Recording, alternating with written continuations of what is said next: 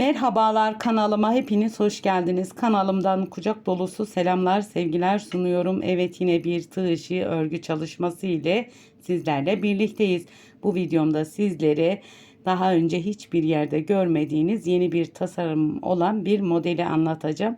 Şöyle modelin anlatımı için elimde bu şekilde arkadaşlar simli alize şal ipim var. Şöyle etiketini de göstereyim. Sizler dilediğiniz marka ip kullanabilirsiniz. Tığ numaram ise 6 1.40 milimlik tığ kullanacağım. Sizler elinize yatkın tığlar seçebilirsiniz. Evet, Bismillahirrahmanirrahim diyelim ve modelimizin anlatımına geçelim. Hemen tığıma ipimi sabitledim. Zincirler üzerine modelimizi kuruyoruz arkadaşlar. İstediğiniz ölçüde zincirlerinizi çekip modelinizi üzerine rahatlıkla kurabilirsiniz. Dilerseniz de 14 ve 14'ün katları zincir üzerine modelinizi kurabilirsiniz. Evet, ben model gösterecek kadar zincirlerimi çekeyim. Evet, şöyle 14 çekiyorum arkadaşlar zincirlerimi. Bir sıradan oluşan bir model ama gerçekten muhteşem bir model arkadaşlar. Evet, şöyle zincirlerimi çektim. Evet, buradan başlıyoruz. 14 tane zincir çekiyorum yine arkadaşlar. Buraya 14 olarak yine 14 tane zincir çekiyorum. Hemen ilk elimi tuttum. Buraya yine 14 tane zincir tutmuş olduğum kısma sık iğne olarak girdim. Evet. Bu şekilde. Burada 1, 2, 3, 4, 5, 6. 6 tane zincir çektik arkadaşlar. 6 zincirden sonra hemen bu şekilde ipimizi tığımıza alıyoruz. İkinci zincirden bir ilmek çıkarttım. Tekrar 2, 3, 4, 5 tane ilmek çıkarttım. Ama dolamış olduğumuzla birlikte 2, 4, 6, 7 ilmek. Bu ilmekleri ilkinde ikişer birer birer çıkartıyoruz. İlmekleri bu şekilde. Evet, birer birer ilmeklerimizi çıkardık. Evet, yarım bir yaprak oluşturduk arkadaşlar. Şimdi diğer tarafını yapıyoruz. Yine ipimizi tığımızın ön taraftan alıyoruz. Yine ikinci zincirimden 1, 2, 3, 4, 5 tane yine ilmek çıkardım. Dolamış olduğumuzla birlikte 7 ilmek, ikişer. İlkini 2, diğerlerini birer birer tığımdan boşaltıyorum.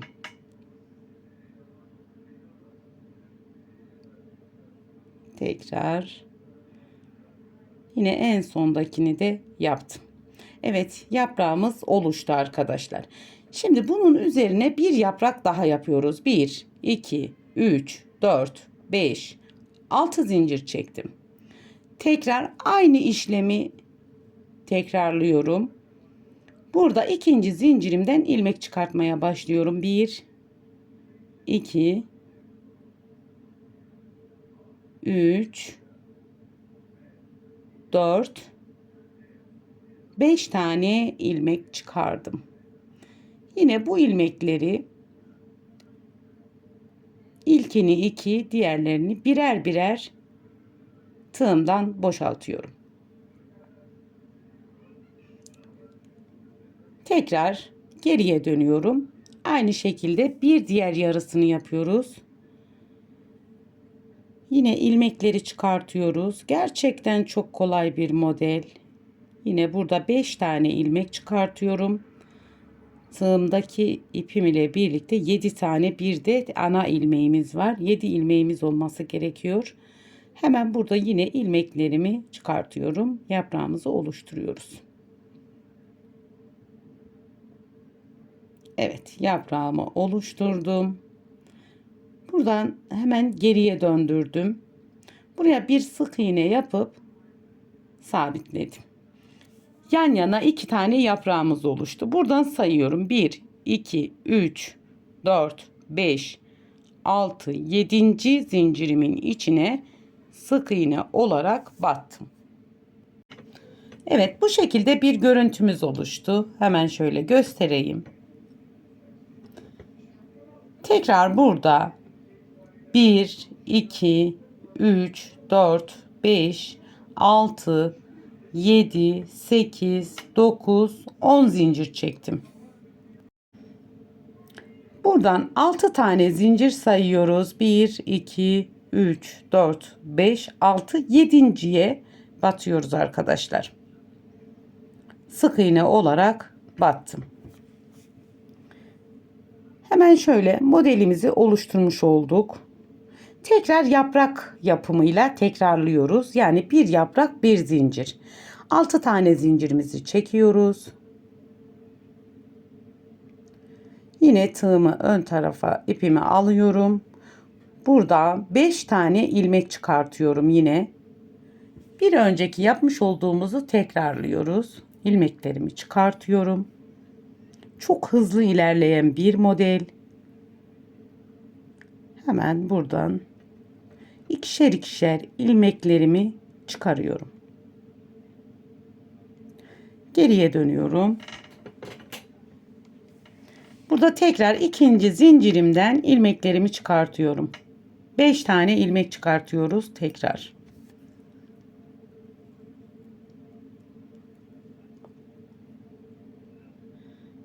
Evet, ikişer ikişer ilmeklerimi çıkardım. Burada yine 6 tane zincir çekiyoruz. İpimi ön tarafa alıyorum bu şekilde.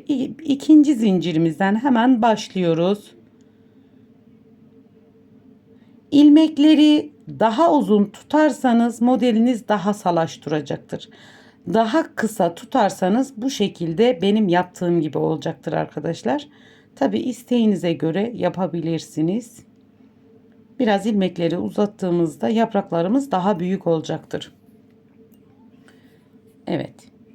Tekrar geriye dönüp diğer yarısını yapıyoruz. Gerçekten yapımı da bir o kadar zevkli bir modeli.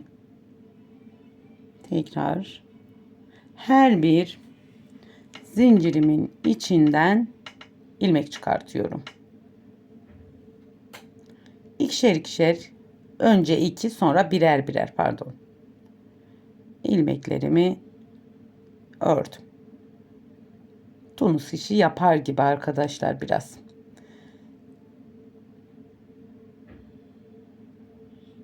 Hemen şöyle bir tane sık iğne yapacağım. Sık iğnemden sonra yine buradan sayıyorum. 6 zincir sayıp 7.'ye sık iğne olarak batıyorum.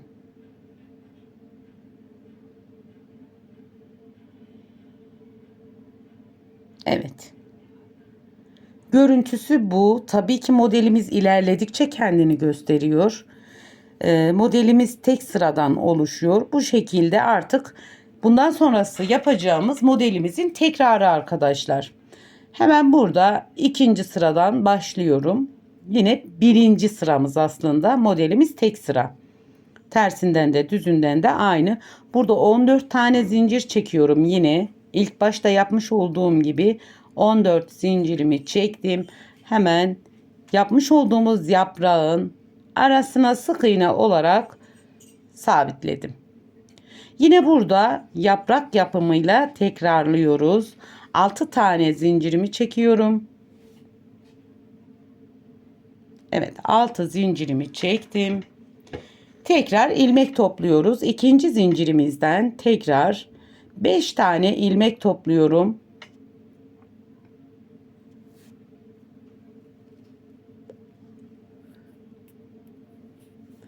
Tekrar ilmeklerimi tunus işi yapar gibi boşaltıyorum. Geriye çeviriyoruz. Yine ipimi ön tarafa aldım. Tekrar ilmek çıkartıyorum 5 tane. Yine ilmeklerimi ikişer ikişer hızlı geçiyorum biraz. Çünkü artık modelimizin tekrarı arkadaşlar. Yine 6 tane zincirim. İkinci yaprağımızı yapıyoruz. Yine ipimi ön tarafa aldım. Birer birer 5 tane ilmeğimi çıkartıyorum.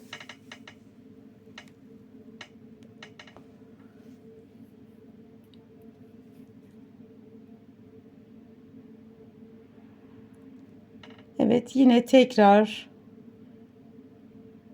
1 2 3 4 5 ilmek, tekrar ilmeklerimi örüyorum.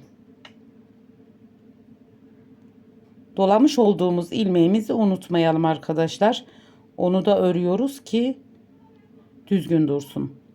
Hemen döndürdüm. Sık iğne ile sabitledim.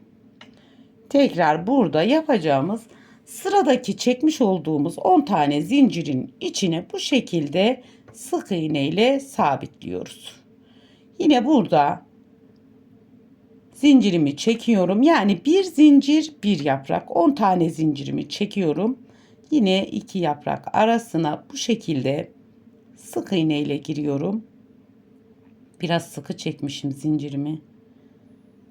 Evet. Yine 6 tane zincirimi çekiyorum. Yine yaprak yapıyoruz arkadaşlar. Bu yapmış olduğumuz ikili yaprağımızı yapıyoruz. İlmeklerimizi topluyoruz. 5 tane ilmeğimi hemen şöyle tekrar alayım. 1 2 3 4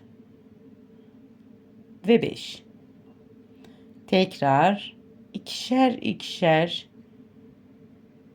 ilmeklerimi çıkardım.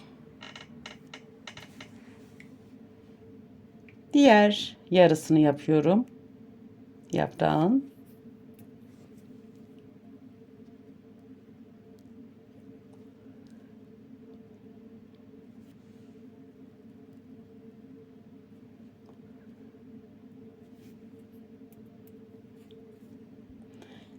Altı tane zincir, ikinci yaprağımıza geçiyoruz. Yine hemen ikinci zincirimden 1 2 3 4 5 tane ilmek çıkardım. Birer birer tığımdan örerek çıkartıyorum. Geriye çeviriyorum. Tekrar diğer bir yarısını yapıyoruz.